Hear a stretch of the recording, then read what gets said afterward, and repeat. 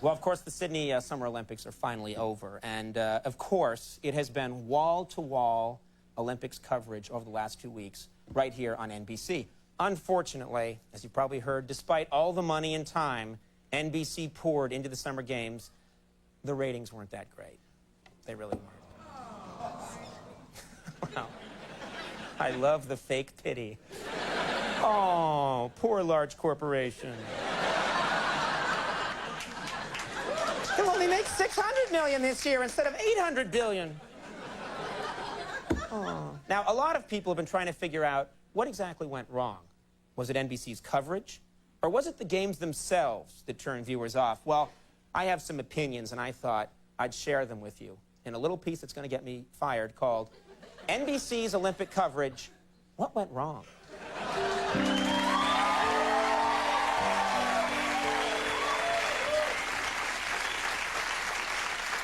Now, I made some observations. Of course, by the end of the first week of the Olympics, everyone was talking about the disaster in women's gymnastics.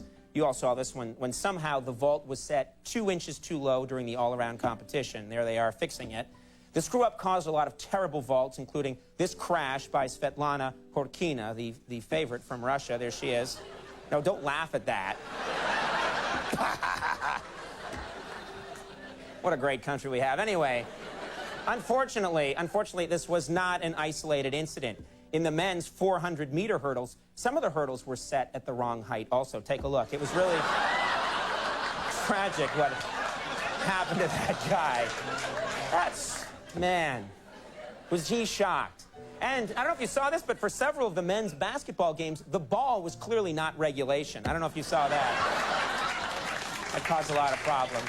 And on top of it all, they even screwed up the Olympic medal stand. A lot of people noticed that watching. Not good at all. Now, another problem with the Olympics, in my opinion, too many events. And they kept adding new ones all the time. Now, they already had synchronized swimming. This year, they added synchronized diving.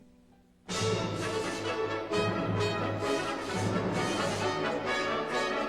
right, there's that one. And of course, they added a new one, a sport called synchronized boxing.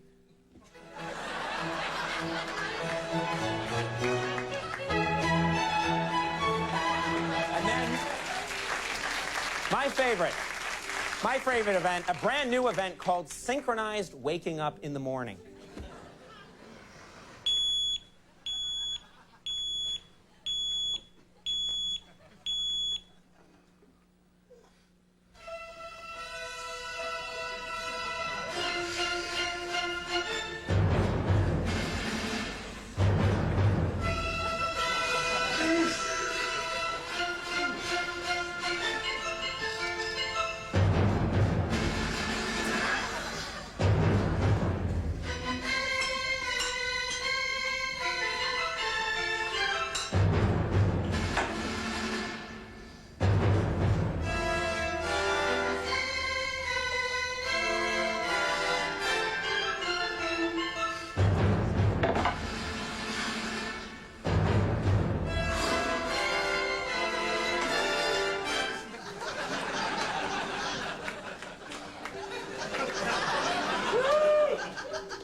I may be very sleep deprived, but I know that sucked.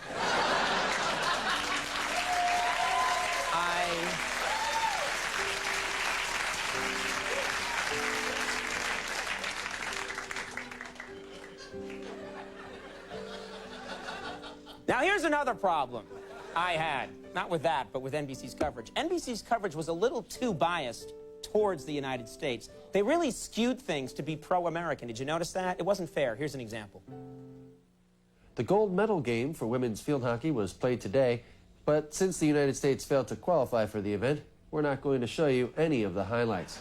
Instead, here's some old film footage of American soldiers kicking a little foreign ass in World War II.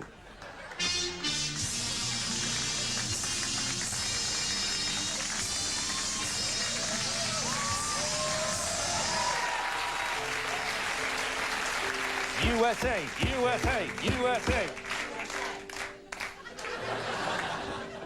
You know, I was also surprised by the insensitive tone taken by a lot of the NBC commentators. Take a look at this coverage of women's gymnastics.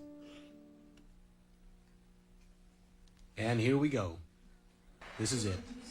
She's been training her whole life for this one moment, and the dream is over. That's it. Whole lifetime of hard work and dedication down the toilet, just like that. Ouch! You're done. Tough break, sweet pea. See you in 4 years.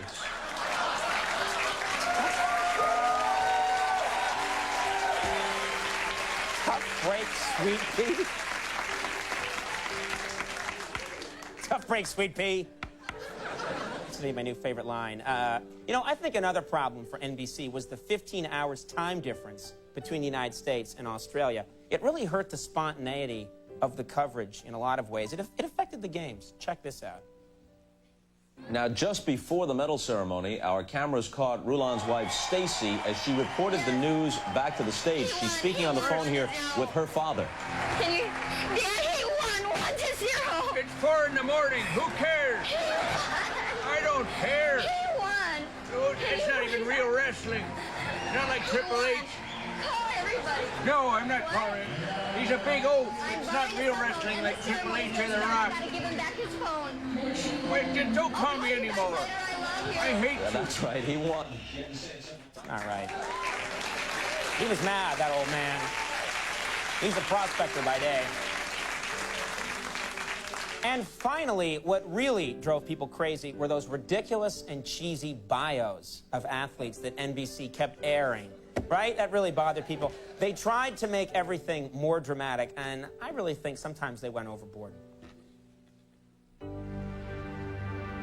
The Olympic torch, a symbol of tradition and excellence, recognized throughout the world as the beacon of human achievement.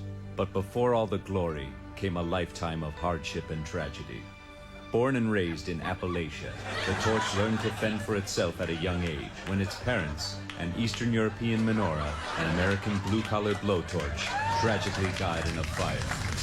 The torch was then taken in by his uncle, a Polynesian tiki torch, who, just 1 month later, drunkenly put himself out. The torch had some early success at a National Honor Society induction, but fell into the wrong hands as a teenager. However, it overcame such obstacles to become what it is today, proud, glorious, and openly gay. All